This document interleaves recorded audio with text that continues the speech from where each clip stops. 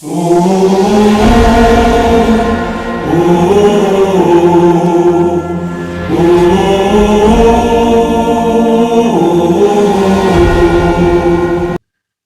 Shalom Lerohen, que a paz esteja sobre todos vocês. Bem-vindo a mais uma leitura do nosso Sifra Agadá, o livro dos contos, os contos dos nossos Tzadikim.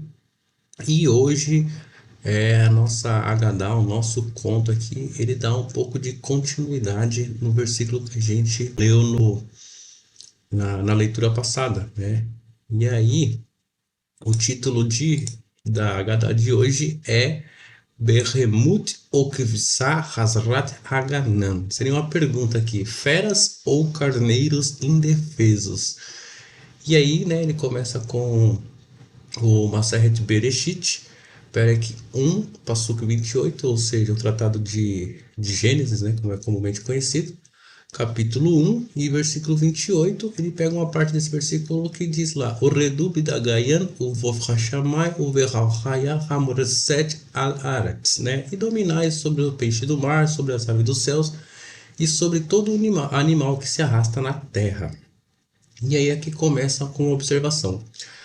A terra de Israel é mais dependente de chuva do que outras terras, pois não possui muitos rios e lagos. Se chove pouco durante o inverno, que é a estação das chuvas, os próximos tempos serão difíceis. E aí começa. Certo ano houve pouca chuva. O solo estava seco e nada crescia, não havia colheita nem comida. E a pouca comida que restou era muito cara e os pobres estavam quase morrendo de fome. Os estudiosos da Torá de Jerusalém, que viviam das quantias mínimas recebidas das yeshivot, eram os que mais sofriam, pois não podiam comprar comida devido aos preços altos. As pessoas que sustentavam as yeshivot em tempos melhores não mais podiam doar dinheiro. Todos sofriam, mas a comunidade da Torá foi a mais atingida. Como sempre, em tempos de crise e dificuldade, os rabinos e líderes de Jerusalém se reuniram para discutir o problema. Decidiram, então, enviar um rabino para a arrecadação de dinheiro em comunidades de outros países, pois certamente pessoas bondosas não recusariam ajudar. Ninguém realmente desejava a tarefa, visto que era muito difícil deixar a casa e viajar a um lugar estranho. Mais difícil ainda, porém, era se comprometer em arrecadar fundos em lugares diferentes de onde se morava. Ao contrário, era tão mais agradável permanecer em casa e imergir no refrescante mundo do Talmud. Um sorteio foi realizado e a tarefa foi entregue ao rabino Avraham Galante, cuja vasta sabedoria e devoção eram bem conhecidas, pois dedicara toda a sua vida à Torá. Ele não conhecia o caminho para as terras estrangeiras, no entanto, não reclamava. Sabia o quanto a situação era desesperadora. Alguém deveria fazer alguma coisa, e aquele alguém poderia muito bem ser ele próprio. Decidido, arrumou uma pequena sacola com seus pertences e partiu para o porto de Iafo, onde embarcaria no navio rumo à Turquia, para a comunidade judaica de Constantinopla. A viagem pelo mar demorou algumas semanas, até que finalmente o capitão avistou a terra de seu ponto de observação no convés. Percebeu algo muito estranho, pois não havia comerciantes carregando e descarregando navios com mercadorias de todos os cantos do mundo. Em vez disso, pessoas corriam de um lado para o outro como se estivessem tomadas pelo pânico. Havia pessoas agrupadas nos telhados, gesticulando freneticamente, e soldados armados patrulhavam as ruas desertas. O capitão estava amedrontado. Não ancoraria seu navio ali. Não queria expor os passageiros e a tripulação em uma epidemia ou qualquer outra situação perigosa. Tinha ainda outros portos a visitar e não precisava parar em Constantinopla. O rabino Avraham Galante estava preocupado porque Constantinopla era seu principal destino e ele contava com essa comunidade judaica, conhecida por sua generosidade. Recebera instruções explícitas dos grandes homens de Jerusalém. Precisava encontrar uma forma de realizar essas instruções. Dirigiu-se ao capitão e explicou-lhe o seu dilema, implorando que um pequeno bote o levasse à costa. Contou-lhe que o marinheiro não precisaria pôr o pé na praia, mas que apenas o deixasse próximo à costa, e então remaria imediatamente de volta ao navio. O capitão estava muito relutante, pois não queria contaminar o navio com alguma doença desconhecida. Tentou dissuadir o rabino de seu perigoso plano, mas finalmente, ao ver sua determinação de chegar à costa, o capitão concordou. Ele não pôde deixar de se impressionar pela dignidade e santidade do judeu.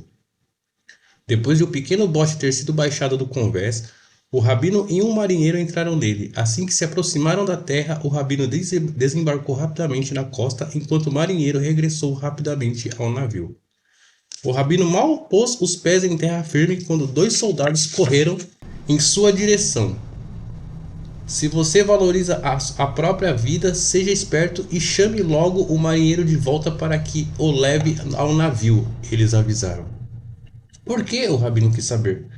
Dois leões ferozes escaparam do zoológico particular do sultão. Eles estão soltos pela cidade e criaram um reino de terror, pois ninguém se atreve a deixar suas casas. Todos olham nos telhados onde é mais seguro e estamos fazendo o melhor para capturar os ferozes animais. No entanto, ninguém tem coragem de se aproximar das feras e o sultão as quer de volta vivas. Exatamente naquele momento, ouviu-se um rugido assustador. Os soldados entraram em pânico e correram. O rabino Avraham foi deixado sozinho, imóvel. Um dos leões seguiu em frente com todos os sentidos alertas. Não comia havia dias e estava voraz. Mas assim que se aproximou do rabino, agachou-se docilmente como um cão adestrado. As pessoas nos telhados próximos fecharam os olhos com medo de olhar, uma vez que estavam certos de que o homem não teria chances de sobreviver. Todavia, quando perceberam que um milagre estava acontecendo, inclinaram-se para enxergar melhor a estranha cena. O rabino estava levando o leão por sua juba, que o seguia obediente como um animal de estimação. No trajeto para o palácio do sultão, cruzaram com um segundo leão, ao qual arremessava o corpo gigante contra uma porta, tentando quebrá-la para poder entrar. O rabino chamou suavemente, a fera virou a cabeça e olhou na direção de Avraham. De repente, o leão relaxou o corpo, balbuciou algo para o rabino e fitou seus olhos com obediência. O animal permitiu que o rabino também segurasse sua juba, e o grupo seguiu, agora com Avraham ladeado pelos dois mansos leões. As ruas estavam absolutamente desertas, não se ouvia som algum. As pessoas sobre os telhados observavam boquiabertas, incapazes de acreditar nos próprios olhos. Lá estava um rabino judeu andando sem medo algum, conduzindo duas feras perigosas, muito maiores que ele, como se fosse um mero pastor de rebanho.